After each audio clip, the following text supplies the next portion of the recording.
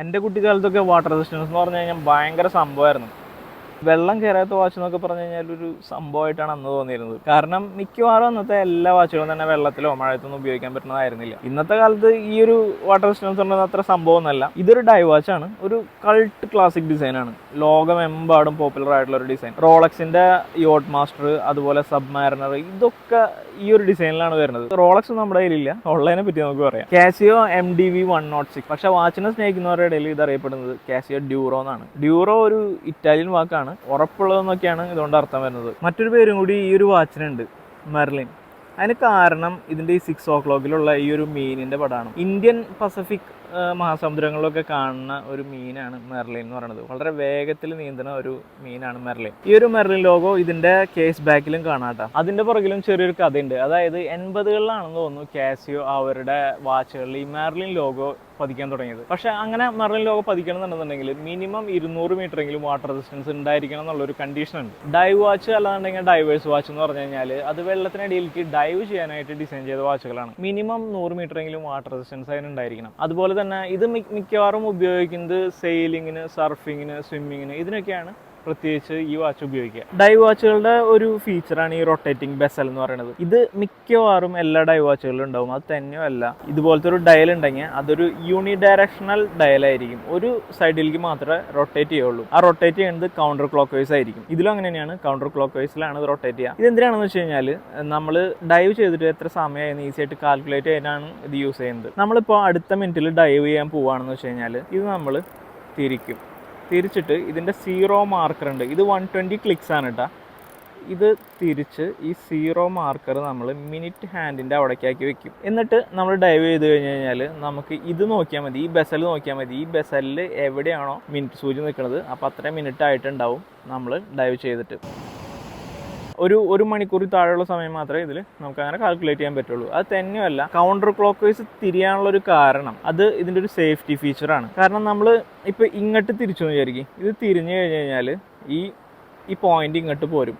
ഇങ്ങോട്ട് പോന്നു കഴിഞ്ഞ് കഴിഞ്ഞാൽ നമ്മൾ ഡൈവ് ചെയ്ത സമയം അത് കുറവായിട്ടാണ് കാണിക്കുക. മിക്കവാറും നമ്മൾ സ്കൂബ ഡൈവ് ചെയ്യുമ്പോൾ അല്ലെങ്കിൽ ഡൈവ് ചെയ്യുമ്പോഴൊക്കെ ഓക്സിജൻ സിലിണ്ടറൊക്കെ ആയിട്ടാണ് ഡൈവ് ചെയ്യുന്നത്. അപ്പോൾ അങ്ങനെ ഡൈവ് ചെയ്യുന്ന സമയത്ത് നമ്മൾ ഡൈവ് ചെയ്ത സമയം കുറവായിട്ട് കാണിച്ചു കഴിഞ്ഞ് കഴിഞ്ഞാൽ ഓക്സിജൻ തീർന്നു പോകാനോ അങ്ങനെ ഭയങ്കരമായ പ്രശ്നങ്ങൾ ഉണ്ടാവാൻ സാധ്യതയുണ്ട്. അതുകൊണ്ട് സമയം ഇത്തിരി കൂടി കാണിച്ചാലും ഒട്ടും കുറവ് കാണിക്കരുത്. അതുകൊണ്ടാണ് ഈ ഒരു ബെസൽ ഒരു സൈഡിലേക്ക് മാത്രം തിരിയുന്നതും അതും കൗണ്ടർ ക്ലോക്ക് വൈസ് തിരിയുന്നതും. ഞാനീ പറഞ്ഞതൊക്കെ പണ്ടത്തെ കാര്യമാണ് കേട്ടോ. ഇപ്പം ആരും ഇതുപോലെ തന്നെ ബെസൽ നോക്കിയിട്ട് ഡൈവ് ചെയ്യേണ്ട കാര്യമൊന്നുമില്ല. കാരണം അതിന് ഒരുപാട് പുതിയ എക്യുപ്മെന്റ്സ് ഇപ്പോൾ വന്നിട്ടുണ്ട്. ഇനി ഡൈവ് ചെയ്യുമ്പോൾ മാത്രമല്ല കേട്ടോ, നമ്മൾ ഡേ ടു ഡേ ലൈഫിൽ നമ്മൾ എന്തെങ്കിലും ചെയ്തുകൊണ്ടിരിക്കുമ്പോഴും നമുക്ക് 1 മണിക്കൂറിൽ താഴെ സമയം ഇങ്ങനെ ട്രാക്ക് ചെയ്യണമെന്നുണ്ടെന്നുണ്ടെങ്കിൽ നമുക്കിത് ഉപയോഗിക്കാം. ഇപ്പോൾ കണ്ടോ, ഇപ്പോൾ നമ്മളിവിടെ സെറ്റ് ചെയ്ത് എവിടെയാണ്, ഇപ്പോൾ 2 മിനിറ്റ് കഴിഞ്ഞു. പിന്നെ ഈ ഒരു സംഭവം ക്രൗണിൻ്റെ സൈഡിൽ കാണുന്ന ഈ 2 പ്രൊജക്ഷൻസ്, ഇതിനെ നമ്മൾ ക്രൗൺ ഗാർഡ്സ് എന്നാണ് പറയാം. പെട്ടെന്ന് എന്തെങ്കിലും ഒന്ന് തട്ടി ക്രൗൺ ഒടിഞ്ഞു പോവുക അതുപോലൊന്നും ഉണ്ടാവാണ്ടിരിക്കാനായിട്ടാണ് നമ്മൾ ക്രൗൺ ഗാർഡ് കൊടുക്കുന്നത് വാച്ചിന്. സാധാരണ ക്രൗണ് നമ്മൾ ടൈം അഡ്ജസ്റ്റ് ചെയ്തതിന് ശേഷം ഇങ്ങനെ താഴത്തേക്ക് തള്ളി വയ്ക്കുകയാണ് ചെയ്യുക. പക്ഷെ ഇത് അങ്ങനത്തെ അല്ല, ഇതൊരു സ്ക്രൂ ഡൗൺ ക്രൗൺ ആണ്. അതായത് ഇത് നമ്മൾ തിരിച്ച് വേണം തുറക്കാനായിട്ട്. ഇവിടെ ഒരു സ്ക്രൂ അല്ല, ഇവിടെ ത്രെഡ് ഉണ്ട്. ഇത് എന്തിനാണെന്ന് വെച്ച് കഴിഞ്ഞാൽ നമ്മളിപ്പോൾ ടൈം അഡ്ജസ്റ്റ് ചെയ്തതിന് ശേഷം വെറുതെ താഴത്തേക്ക് ഇങ്ങനെ തള്ളി വെച്ച് കഴിഞ്ഞാൽ ചിലപ്പോൾ അതിലേക്ക് വെള്ളം കയറാനൊക്കെ സാധ്യതയുണ്ട്. എന്നാൽ ഇതിലെങ്ങനെയാണെന്ന് വെച്ചാൽ ഇതിൻ്റെ ഉള്ളിൽ ഒരു സീലുണ്ട്, റബ്ബർ സീലുണ്ട്. അത് തന്നെയല്ല, ഇവിടെ ത്രെഡ്സും ഉണ്ട്. നമ്മൾ ടൈം അഡ്ജസ്റ്റ് ചെയ്തതിന് ശേഷം ഈ ഒരു ക്രൗൺ താഴത്തേക്ക് ഇങ്ങനെ പ്രസ് ചെയ്ത് പിടിച്ചിട്ട് അതൊക്കെ തിരിച്ചു കൊടുക്കണം.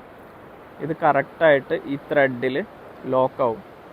ഇതൊക്കെ കൂടിയാണ് ഇതിന് 200 മീറ്റേഴ്സ് വാട്ടർ റെസിസ്റ്റൻസ് കിട്ടുന്നത്. മിക്കവാറും എല്ലാ ഡൈവ് വാച്ചുകൾക്കും ഇതുപോലൊരു സ്ക്രൂ ഡൗൺ ക്രൗൺ ഉണ്ടാവും. 2011 ഈ വാച്ച് പുറത്തിറങ്ങുന്നത്. ഇതൊരു 44 മില്ലിമീറ്റർ വാച്ചാണ്. സ്റ്റെയിൻലെസ് സ്റ്റീലും അലുമിനിയം ആണ് ഇതിന് ഉപയോഗിച്ചിരിക്കുന്നത്. ഈ വാച്ച് ഇന്ത്യയിൽ ഇപ്പോൾ അവൈലബിൾ അല്ല. ഏകദേശം $70 ഇന്നത്തെ ഇതിന്റെ വില. ഇന്ത്യയിൽ ഇതിന്റെ മറ്റൊരു വേർഷൻ കിട്ടും, കാസിയോ MDV 10 എന്ന് പറഞ്ഞ വേർഷൻ കിട്ടും. അതുപോലെ തന്നെ കാസിയോ MDV 107 എന്ന് പറഞ്ഞ വേർഷനും കിട്ടും. ഈ MDV 10 ഒരു കുഴപ്പമെന്ന് വെച്ച് കഴിഞ്ഞാൽ ലുക്കിലൊക്കെ സെയിം ആണ്, പക്ഷെ അതിൽ ഈ മെർലിൻ ലോഗോ കാണാൻ സാധിക്കില്ല. കാരണം അതിൽ 50 മീറ്റർ വാട്ടർ റെസിസ്റ്റൻസ് മാത്രമേ ഉള്ളൂ. ഇതൊരു വലിയ വാച്ചാണ്. പ്രത്യേകിച്ച് എന്നെ പോലെ വണ്ണം കുറഞ്ഞ ഇഷ്ടമുള്ളവർക്ക് ഇത് പ്രത്യേകിച്ചും വലുതായിട്ട് തോന്നും. നേരത്തെ പറഞ്ഞ പോലെ ഇതൊരു 44 മില്ലിമീറ്റർ വാച്ചാണ്. അതുപോലെ 48 മില്ലിമീറ്റർ ആണ് ലെഗ് ടു ലെഗ് വരുന്നത്. 12 മില്ലിമീറ്റർ തിക്നെസ് ഉണ്ട്.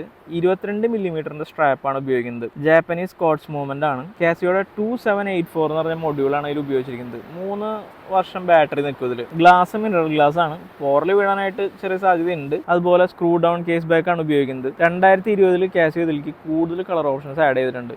ബ്ലൂ ഉണ്ട്, ഗ്രീൻ ഉണ്ട്, ഗോൾഡ് ഉണ്ട്, പിന്നെ പെപ്സി ബെസൽ ഉണ്ട്. ഇതിൽ ആകെ ഒരു വേറൊരു ഫീച്ചർ ഉള്ളതെന്ന് പറയാനായിട്ട് ഈ ഒരു ഡേറ്റ് മാത്രമാണ്. G-Shockനെ കുറിച്ച് എല്ലാവരും സംസാരിക്കാറുണ്ട്, എന്നാൽ Casio നല്ല അനലോഗ് വാച്ചുകൾ ഉണ്ടാക്കുന്നുണ്ട്. അതിനൊരു നല്ല ഉദാഹരണമാണത്. അതുപോലെ തന്നെ ഇതിന്റെ ബെസലിന്റെ അതുപോലെ കേസിന്റെ ഒക്കെ ഫിനിഷ് എടുത്തു പറയേണ്ട ഒരു കാര്യമാണ്. നൈറ്റിൽ ഇതിന്റെ അവർ മാർക്കിങ്സും അതുപോലെ സൂചികളും ഒക്കെ തിളങ്ങും, അതിൽ ലൂം ഉണ്ട്. ഇത് ഭയങ്കര വിലപിടിപ്പുള്ള ഒരു വാച്ച് അല്ലെങ്കിൽ പോലും ഇതിന്റെ സെക്കൻഡ് സൂചി എല്ലാ സെക്കൻഡ് മാർക്കിങ്സിലും ഏകദേശം കൃത്യമായിട്ട് തന്നെ ഹിറ്റ് ചെയ്യുന്നുണ്ട്. ±20 സെക്കൻഡ്സ് പെർ മന്ത് ആണ് ഇതിന്റെ ആക്യുറസി. അതുപോലെ നമ്മുടെ ബിൽ ഗേറ്റ്സ് ഒരു ഫംഗ്ഷനിൽ ഈ ഒരു വാച്ച് ധരിച്ചുകൊണ്ട് വരുന്നത് ഞാനൊരു വീഡിയോയിൽ കണ്ടിട്ടുണ്ട്. ഒരു ബെസ്റ്റ് എൻട്രി ലെവൽ വാച്ചാണിത്. പിന്നെ കോഡ്സ് വാച്ച് ആയതുകൊണ്ട് തന്നെ മെക്കാനിക്കൽ വാച്ചുകളുടെ പോലെ പെട്ടെന്ന് കേടാവുന്നുള്ള പേടിയില്ലാണ്ട് തന്നെ കുറച്ച് റഫായിട്ട് നമുക്ക് ഈ വാച്ച് ഉപയോഗിക്കാൻ പറ്റും. ഇതിലൊരു കുറവെന്ന് പറയാനായിട്ട് എനിക്ക് തോന്നിയത് ഇതിന്റെ സ്ട്രാപ്പാണ്, റെസിൻ സ്ട്രാപ്പാണ് വരുന്നത്. ഞാനിപ്പോൾ ഇതിൽ ഉപയോഗിക്കുന്നത് അതിന്റെ ഒറിജിനൽ സ്ട്രാപ്പ് അല്ല. ഒറിജിനൽ സ്ട്രാപ്പ് ഇതാണ്. ഇതുപോലത്തെ സ്ട്രാപ്പ് വേറെ ഞാൻ നോക്കിയിട്ട് ഇവിടെ അവൈലബിൾ അല്ല എന്നാണ് പറയുന്നത്. പിന്നെ ഞാനിപ്പോൾ ഇതിൽ ഉപയോഗിക്കുന്നത് ഒരു തേർഡ് പാർട്ടി ആൽപൈൻ ലൂപ്പ് സ്ട്രാപ്പാണ്. പക്ഷേ എനിക്ക് വളരെ കംഫർട്ടബിൾ ആയിട്ട് ഇപ്പോൾ ഈ ഒരു വാച്ച് ഉപയോഗിക്കാൻ പറ്റുന്നുണ്ട് ഈ ഒരു പുതിയ സ്ട്രാപ്പ് ഉപയോഗിച്ചിട്ട്. സംഭവം കിഡിലൻ വാച്ചാണ്, വിശ്വസിച്ച് വാങ്ങാം. പ്രോഡക്റ്റിന്റെ ലിങ്ക് ഞാൻ താഴെ ഡിസ്ക്രിപ്ഷൻ ബോക്സിൽ കൊടുത്തിട്ടുണ്ട്. അപ്പോൾ വീഡിയോ ഇഷ്ടമായി കഴിഞ്ഞാൽ നമ്മളൊന്ന് സബ്സ്ക്രൈബ് ചെയ്യാനും ലൈക്ക് ചെയ്യാനും മറക്കല്ലേട്ടാ. ഓക്കെ, അപ്പോൾ അടുത്ത വീഡിയോയിൽ വീണ്ടും കാണുന്നതായിരിക്കും. ബൈ.